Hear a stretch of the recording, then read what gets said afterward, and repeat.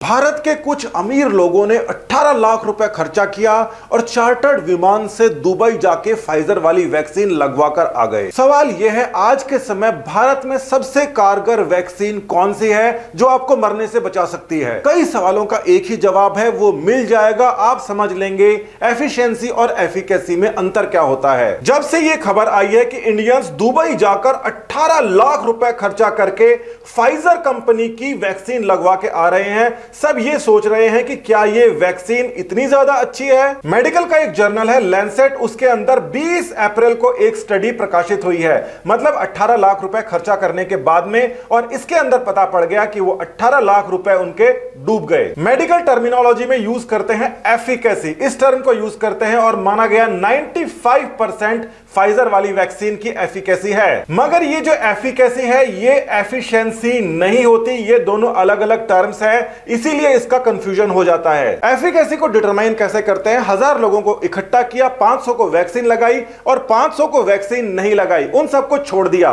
कुछ समय बाद में नोट किया गया कि मान लीजिए 50 लोगों को कोरोना हुआ है, तो देखते हैं कितने लोगों को कोरोना ऐसों को हुआ है जिनको वैक्सीन लगी थी और कितनों को ऐसों को हुआ है जिनको वैक्सीन नहीं लगी थी, वहीं से डिटरमाइन की जाती है एफिकेसी। अब ये देखिए, यहां पर 1000 लोग थे जिसमें से 500 को वैक्सीन लगाई गई और 500 को वैक्सीन नहीं लगाई गई। कुछ समय बाद क्या होता है, 50 लोगों को कोरोना हो गया। इन 50 लोगों में से देखा गया कि कितनों को वैक्सीन लगाई गई थी और कितनों को वैक्सीन नहीं लगाई गई थी। मान लीजिए 5 लोग ऐसे थे जिनको वैक्सीन लगाई गई थी और 45 लोग ऐसे थे जिनको वैक्सीन नहीं लगाई गई थी।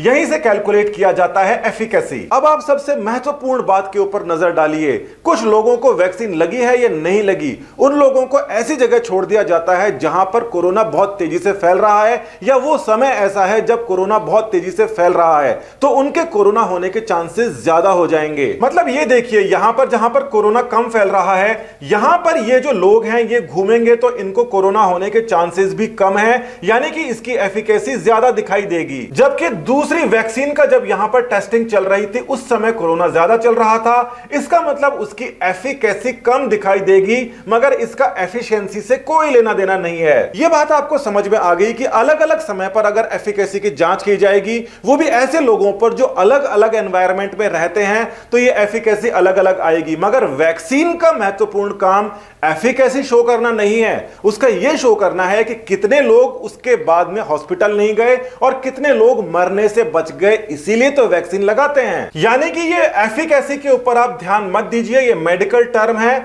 हम ध्यान देते हैं एफिशिएंसी, कितनी एफिशिएंट कोई ड्रग थी जिसने डेथ को बचाया या हॉस्पिटलाइजेशन को बचाया। आइडियल टर्म्स में 100% हम उस वैक्सीन को अच्छा मानेंगे कि उसके लगाने के बाद इंफेक्शन ही नहीं हुआ, और सबसे खराब उसको मानेंगे जिसको लगाने के बाद में इंफेक्शन भी हुआ और डेथ भी हो गई। अगर वैक्सीन लगाने के बाद में डेथ नहीं होती तो वो वैक्सीन 100% एफिशिएंट है, और उसके बाद में अगर हॉस्पिटलाइजेशन नहीं होता तो ये अच्छी बात है। सीवियर सिम्टम्स अगर मरीज में नहीं आते तो ये उससे भी अच्छी बात है, मॉडरेट सिम्टम भी नहीं आते तो ये उससे भी अच्छी से अच्छी बात है। आज के समय में जो वैक्सीन का सिंगल मोस्ट सबसे बड़ा मापदंड है वो ये है कि मौत को बचा देनी चाहिए। उसके बाद में और अच्छी अगर बात है कि हॉस्पिटलाइजेशन को बचा दे, और अच्छी बात है कि सीवियर केसेस को बचा दे, और 100% अच्छी बात तो यह है कि इंफेक्शन ही ना हो।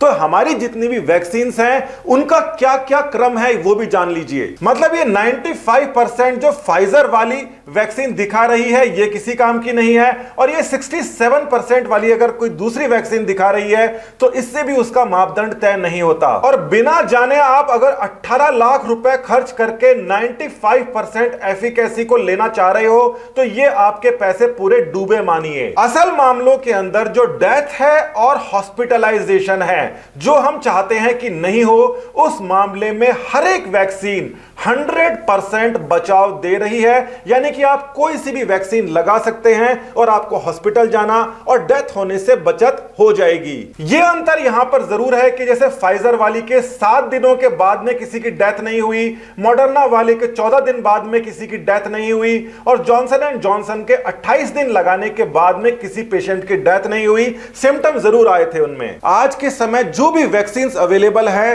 वो ज्यादा से ज्यादा 28 दिन के बाद में 100% मौतों को बचा लेती है। कुछ पेशेंट्स जैसे 15 करोड़ लोगों को लगा दिया गया है, फिर भी कुछ पेशेंट्स जो मर रहे हैं उनके कारण कुछ अलग हैं। उनका कारण कोरोना का इन्फेक्शन से डेथ नहीं होकर कुछ अलग है। इसीलिए मन का जो भ्रम है वो निकाल दीजिए। वैक्सीन लगने के बाद में भी कोरोना हो सकता है, इसीलिए मास्क लगा के रखना पड़ेगा ताकि आप दूसरों को ना फैलाएं। रिजल्ट से आपको पता है कि आपको सीवियर केस में नहीं होगा, हॉस्पिटलाइजेशन की जरूरत नहीं पड़ेगी और आपकी डेथ नहीं होगी, मगर आपकी वजह से दूसरों की डेथ हो सकती है जिन लोगों ने वैक्सीन लगाई है। इसीलिए आप अपनी रिस्पॉन्सिबिलिटी को समझें और बाकी लोग भी जो परेशानी के अंदर हैं कि कौन सी वैक्सीन अच्छी है, सारी वैक्सीन आपको मौत से बचाएंगी। सभी की सभी वैक्सीन 100% अच्छी हैं। किसी भी भ्रम के अंदर नहीं आना है। फर्स्ट वेव की तरह सेकंड वेव का सामना करना है, गाइडलाइंस का पालन करना है। नमस्कार, धन्यवाद।